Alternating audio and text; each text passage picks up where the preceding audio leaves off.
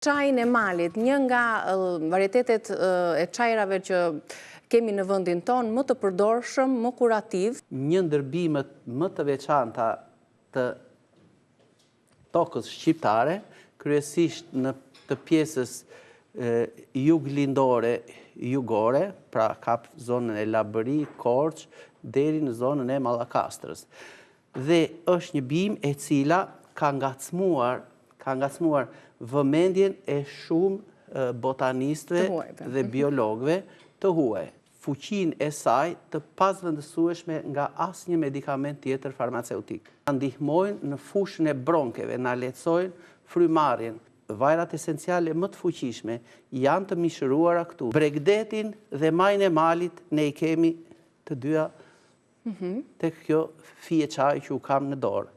Kur çaji është me degza të holla skeletike, me këto lulesat e rralla larg njëra tjetrës, por që mund të ketë nga këto tufat e lulesave 3, 4 deri në 9 ose në 12, atëherë ky është çaj I malit. Kur çaji është me lulesa pak të afërta, më I shëndetshëm, ky është çaji I kultivuar. Ka apigenin, ka lutein. Ku na jepin ndikim të mirë këto?